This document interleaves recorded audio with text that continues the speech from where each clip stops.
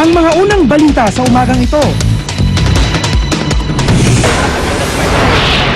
Petisyon para sa 10 pisong minimum na pamasahe sa jeep.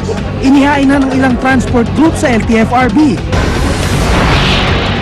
Pangulong Noynoy Aquino, balik Pilipinas na matapos dumalo sa APEC Summit sa Hawaii. Dalawang nag-recruit umano sa mga pumatay kay Ramjon Revilla na ngayon hawak na ng pulisya. Itinangging may kinalaman sila sa krimen. Sa Arizona, pusa, 3 araw na nanatili sa tuktok ng 20 talampak ang cactus. At castaways ng Survivor Philippines Celebrity Double Showdown. Sabay-sabay na pinanood ang pilot episode ng reality show sa kanilang launch party kagabi. Huwag pahuli, tutok na sa unang balita. Magandang umaga, narito na mga unang balita.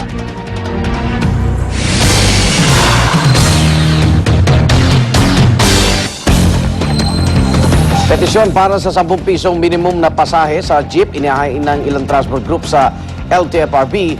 Habang tinindig ang kanilang petisyon, umili sila ng 50 centimos na provisional increase. Narito ang report ni Julius Segovia. Katunayan na kami nag-file. Kapit-bisig na naghain ng petisyon para sa dagdag pasahe sa LTFRB ang iba't ibang transport groups, kabilang ang FEDJODAP, ALTODAP, LTAP, Transporter, ACTO at Pasang Mazda. Hirit nila mula 8 piso, gawing 10 piso ang minimum na pasahe sa jeep sa NCR at sa Regions 3 at 4. Dagdag na 35 centavos din sa susunod na kilometro matapos ang unang 4 na kilometro. Sana pagtaas ang pamasahe para lang po mga tsuper makabuhay man lang kami sa aming mga pamilya. Yung kinikita namin, talagang hindi na rin sapat eh. Bukod sa mataas na spare parts, ang serya ng oil price hikes din ang inirarason ng ilang transport groups sa ikinasa nilang fare hike petition. Kabilang na nga riyan ang pinakahuling piso at 70 sentimong dagdag presyo sa kada litro ng diesel. Hindi na ho kayang dibdibin o pasanimpan ng jeepney sector ang mga walang habas na pagtataas na ginagawa ng ang big three at ng small players. Manipis na po ang kanilang inuwi, no? Some have reported as low as 200 to 250 pesos a day. Habang dinidinig ang petisyon, hiling nila na bigyan muna sila ng 50 sentimong provisional increase. Papatungan na naman ng toll fee, kaya saan kami pupulutin? Wala nang dahilan ang ating LTFRB para hindi sang-ayunan yung aming ginawang petition dahil alam naman natin na double-double na yung pagtaas na ito. Para sa unang balita, Julius Segovia reporting. Pinunsuhan naman natin ang mga pasahero ukol sa hiling na fare hike ng ilang transport group. Mula sa Mabuhay Rotonda, may live report si Haji Rieta. Haji. Yes, Rhea, inihain na nga kahapon na ilang transport group ang kanilang petisyon ukol sa 10 pisong minimum fare sa single sa jeep sa LTFRB kahapon. Pero ang mga pasahero tila hati ang opinyon ukol dito. Hati ang opinyon ng mga pasahero sa inihaing petisyon ng ilang transport group para sa 10 pisong minimum na pamasahe sa jeep. Araw-araw, sumasakay ng jeep si Janelle. Halos hindi bababa sa 100 piso ang kanya nagagastos sa pamasahe.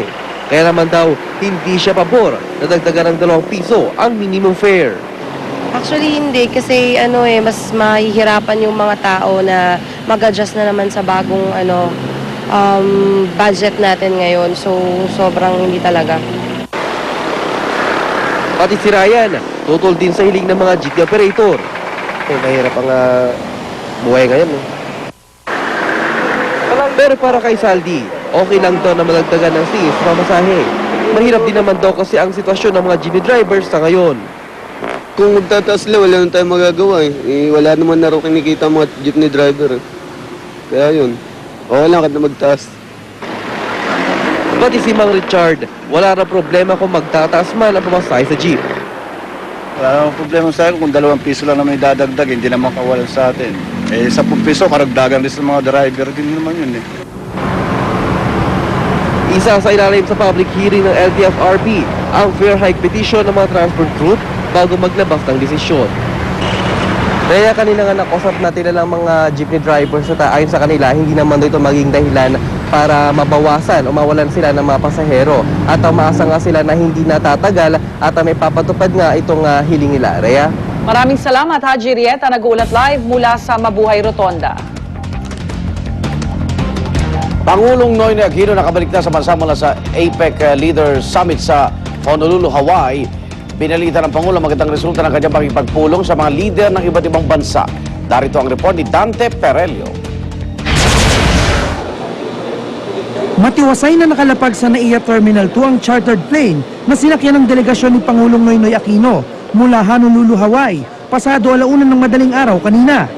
Sa pagbabalik bansa ng Pangulo at kanyang gabinete, sinalubong sila ng matataas na opisyal ng PNP at AFP.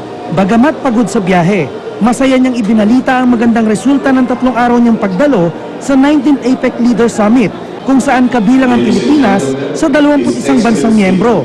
Tinalakay rito ang trade liberalization na siyang kasagutan para makabangon sa epekto ng global recession noong 2008 at 2009. Nilagdaan rin dito ang Joint Declaration ng Doha Development Agenda o DDA na matagal nang nabinbin. Pinagtibay rin sa APEC Summit ang kanilang kasunduan laban sa protectionism, kung saan hinikayat rin nila ang World Trade Organization na maging katuwang para makamit ang DDA.